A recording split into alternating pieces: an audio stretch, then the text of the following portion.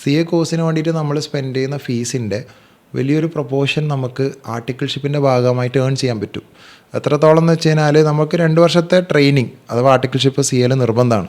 അപ്പോൾ ഓരോ മാസവും നമുക്കൊരു എമൗണ്ട് ഇങ്ങോട്ട് കിട്ടുന്ന രീതിയിലാണ് നമ്മൾ വർക്ക് ചെയ്യുന്നത്. അതിൽ ഏറ്റവും ഇമ്പോർട്ടൻ്റ് ആയിട്ടൊരു കാര്യം, ഇപ്പം പല കുട്ടികളും ഈ CA 2 വർഷത്തെ ആർട്ടിക്കിൾഷിപ്പ് പ്ലാൻ ചെയ്യുന്നത് ബിഗ് ഫോഴ്സിലും അതേപോലെ തന്നെ കമ്പനീസിലൊക്കെ 1 വർഷം നമുക്ക് ട്രെയിൻ ചെയ്യാൻ പറ്റും. ആ സമയത്തൊക്കെ അവർ ഏൺ ചെയ്യുന്നത് 20,000 25,000 ഒക്കെയാണ്. ഇതൊരു ക്വാളിഫൈഡ് ആയ ഒരു CA കാരനെ സംബന്ധിച്ചിടത്തോളം അല്ല ഞാൻ പറയുന്നത്.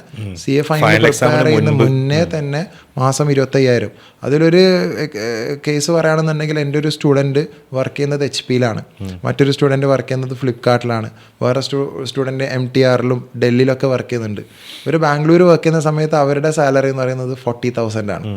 അതായത് ആള് പരീക്ഷ മുഴുവൻ കഴിഞ്ഞിട്ടില്ല, അതെ, പഠിച്ചുകൊണ്ടിരിക്കുമ്പോൾ ചെയ്യുന്ന ട്രെയിനിങ്ങിൽ കിട്ടുന്ന സാലറി. അതെ, അത് അവർക്ക് പല ഓപ്ഷൻസ് ഉണ്ട്. കൊച്ചിൻ ഷിപ്പ്യാർഡിൽ വർക്ക് ചെയ്യുന്ന ഒരു സ്റ്റുഡൻറ്റ് എനിക്കുണ്ട്, മാസം 15,000 സാലറി. അതേസമയം ബാംഗ്ലൂർ ഫ്ലിപ്കാർട്ടിൽ വർക്ക് ചെയ്യുന്ന ഒരു സ്റ്റുഡൻറ്റ് ഉണ്ട്, മാസം 40,000 സാലറി.